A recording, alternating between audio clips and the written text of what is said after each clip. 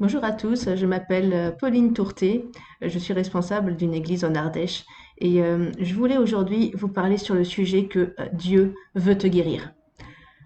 Parce que c'est important, des fois on ne se rend pas compte qu'en fait, on sait que Dieu il est tout puissant, on sait qu'il est capable de faire plein de choses, mais on ne pense pas forcément au fait que Dieu veut me guérir moi dans ma maladie aujourd'hui. Si on a une culture chrétienne, on connaît tous les témoignages de Jésus, en tout cas une série de témoignages de Jésus où il guérissait les gens. C'est ce qu'on voit dans les évangiles, dans la Bible, dans les évangiles de Matthieu, de Marc, de Luc et de Jean. Il y a énormément de guérisons. Mais ce que je veux faire comprendre aujourd'hui, c'est que Dieu, il veut aussi vous guérir aujourd'hui avec votre maladie. Pour commencer, on va prendre un texte dans l'évangile de Luc. Luc chapitre 5, versets 12 à 15. Pour le contexte, Jésus, il commence à bien se faire connaître de la population. Il commence à y avoir des foules qui vont le voir pour entendre son enseignement, pour voir des miracles, parce qu'il en a déjà fait plusieurs. Et là, on est un jour où en fait, Jésus, il arrive dans une ville. Donc, Luc 5, versets 12 à 15. Un autre jour, alors qu'il se trouvait dans une ville, survint un homme couvert de lèpre. En voyant Jésus, il se prosterna devant lui face contre terre et lui adressa cette prière. Seigneur, si tu le veux, tu peux me rendre pur. Jésus tendit la main et le toucha en disant, oui, je le veux, sois pur. À l'instant même, la lèpre le quitta. Il lui recommanda de ne dire à personne ce qui lui était arrivé. Mais, lui dit-il, va te faire examiner par le prêtre, et pour ta purification, offre ce que Moïse a prescrit. Cela leur prouvera qui je suis. La réputation de Jésus se répandait de plus en plus. Aussi, de grandes foules affluaient pour l'entendre et pour se faire guérir de leur maladie. Alors, ce qu'il faut savoir, c'est que la lèpre, c'était une maladie relativement courante à l'époque. En tout cas, c'était une maladie qui excluait la personne. Selon la loi de Moïse, une personne atteinte de lèpre devait être exclue complètement du peuple parce que c'était une maladie qui était fortement contagieuse. Donc pour éviter que tout le monde l'ait, c'était une manière de se protéger.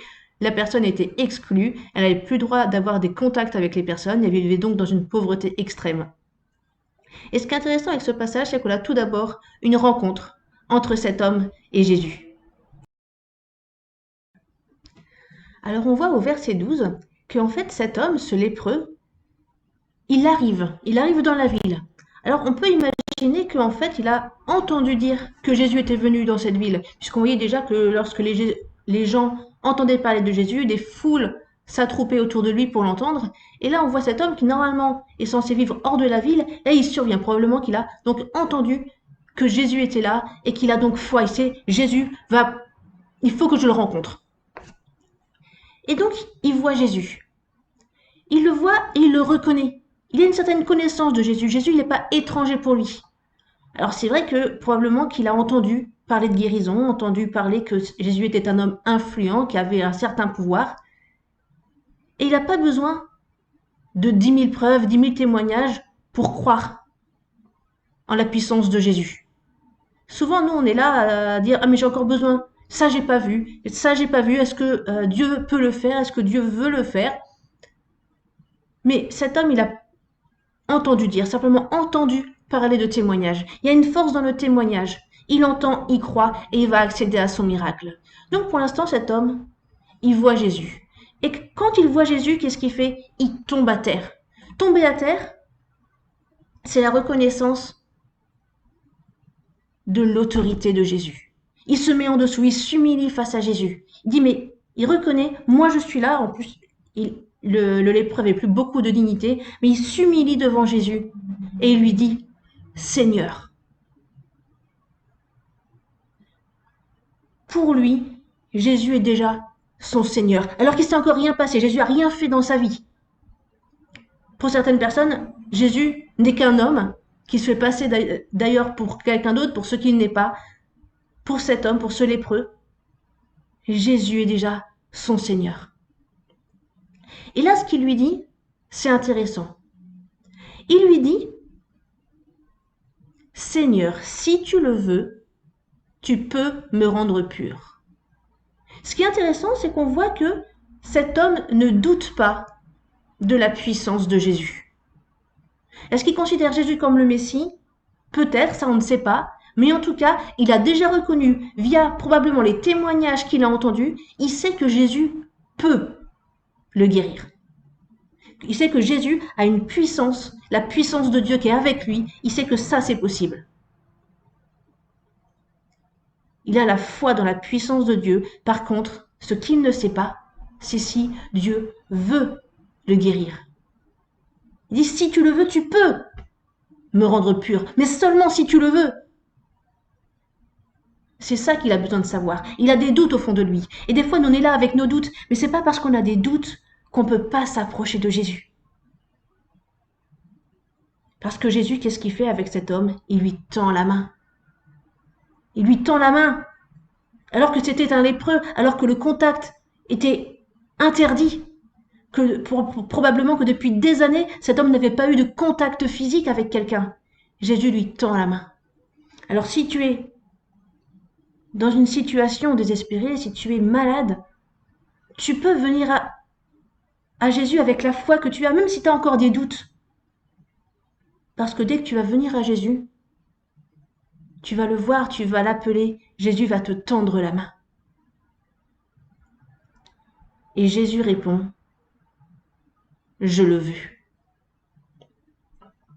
Et on arrive donc à cette deuxième partie, après cette rencontre entre cet homme, un lépreux, et Jésus, on va avoir la guérison.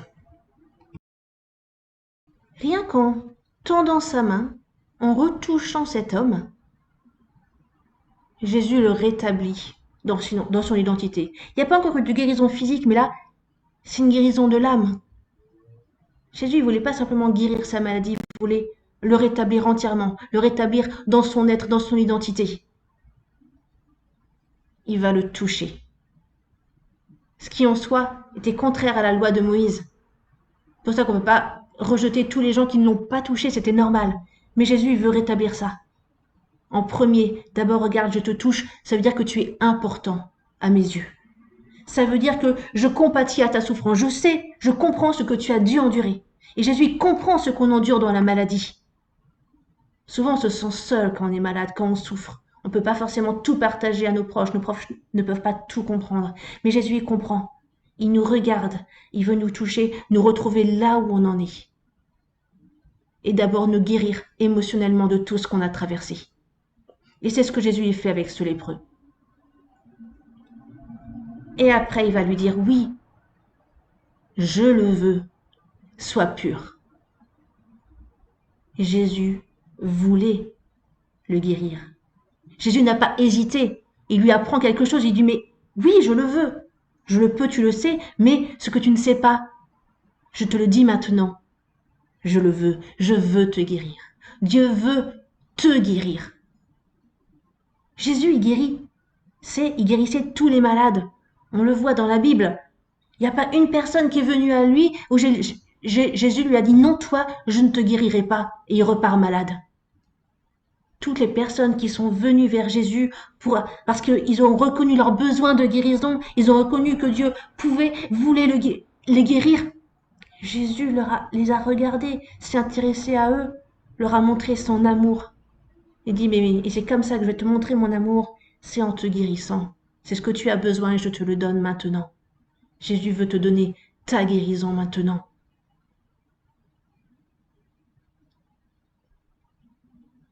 Jésus a reconnecté aussi le lépreux avec Dieu. La puissance qui vient de Dieu, il lui a transmise. Il lui a dit, mais c'est ma volonté de te guérir. Il n'y a pas un fossé entre toi et ta maladie, entre toi et moi. Et après, il lui dit, sois pur. Et aussitôt, la lèpre le quitta. Aussitôt. Jésus ne lui a pas dit, je veux que tu sois guéri, mais tu seras guéri dans 3 ans, dans 4 ans, parce que pour l'instant, c'est ton temps d'être malade. c'est aussitôt il a été guéri. Et dans les évangiles, dans la Bible, Jésus n'a jamais dit « Reste malade encore un petit peu, parce que tu as encore des choses à apprendre grâce à cette maladie. » C'est pas ce que Jésus disait.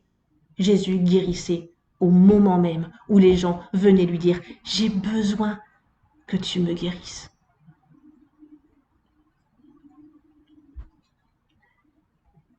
Et on arrive donc à cet homme qui, aussitôt, il se retrouve pur. C'était une maladie il était recouvert de lèpre. C'était une maladie de peau. Et tout à coup, toute sa peau redevient pure. Et on arrive à cette étape du témoignage. Jésus va lui donner des recommandations par rapport à qu'est-ce qu'il va faire maintenant qu'il a reçu sa guérison. On voit au verset 12 que Jésus il fait une remarque surprenante, puisque au verset 14, il lui recommande de ne dire à personne ce qui lui était arrivé. Alors, ça peut sembler surprenant, mais en fait, il ne dit pas que nous, si on reçoit une guérison, on ne doit pas témoigner. Non, parce que il continue tout de suite, mais va te faire examiner par le prêtre. Ça veut dire qu'en fait, il y a un ordre, il y a des priorités. Avant de dire à tout le monde que tu as été guéri, là, tu vas d'abord être restauré dans qui tu es. Les prêtres avaient attesté que tu étais lépreux, que tu étais exclu. Avant de témoigner, fais les choses dans le bon ordre.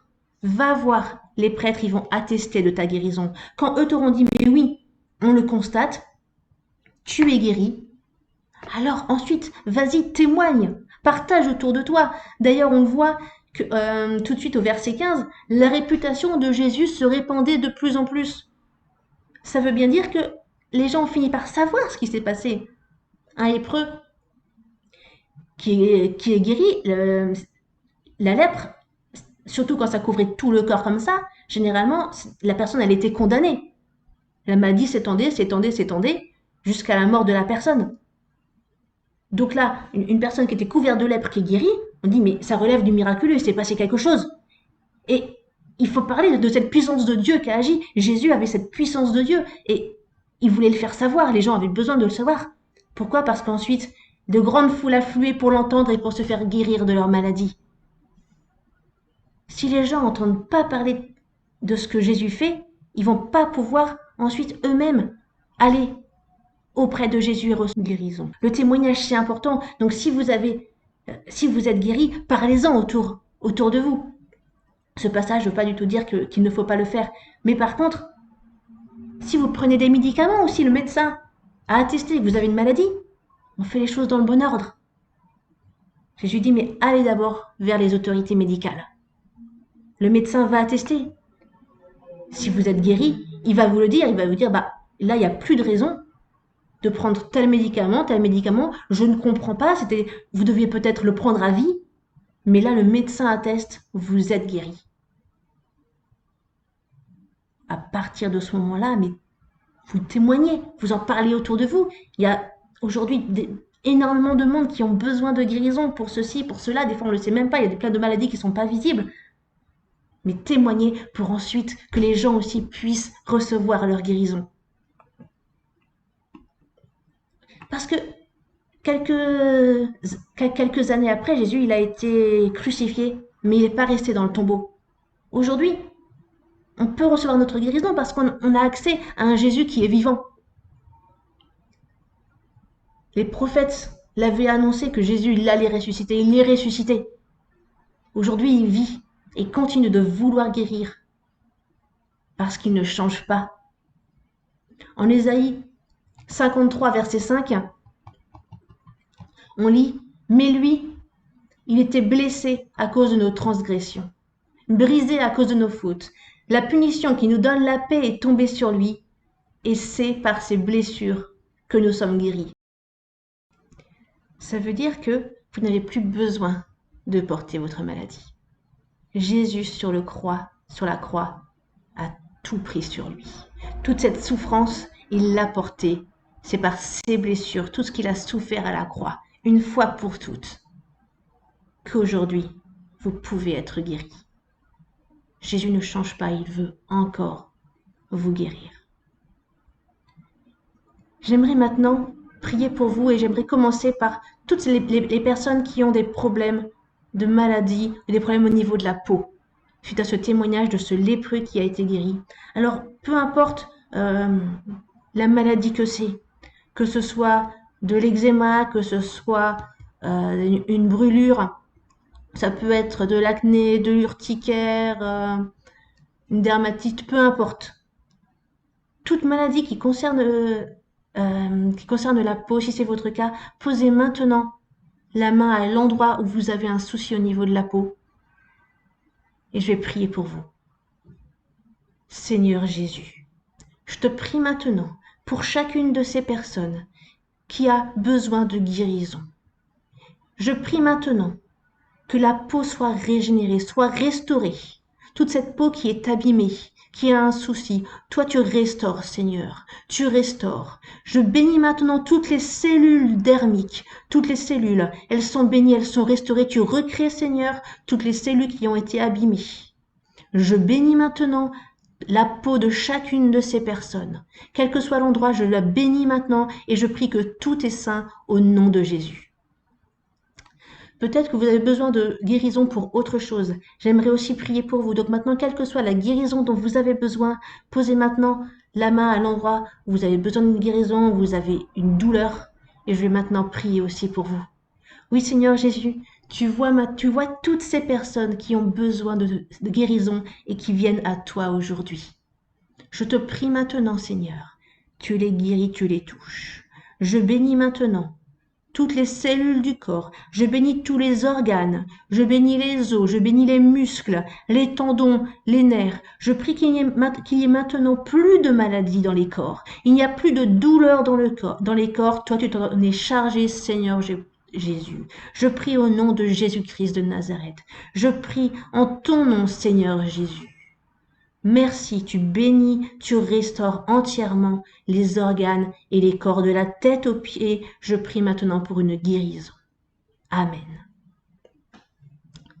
Alors si aujourd'hui vous avez expérimenté une guérison, laissez un commentaire, partagez-le, ça va encourager les personnes qui n'ont pas encore reçu. Et j'aimerais aussi dire à toutes les personnes qui ont encore besoin de guérison, mettez-le dans le commentaire. Si vous n'avez pas reçu votre guérison aujourd'hui, dans les commentaires, vous mettez votre prénom, vous mettez brièvement le souci que vous avez. Et je vais prier pour chacun aussi personnellement. Je vais lire les commentaires, lire tous les commentaires, prier pour chacun.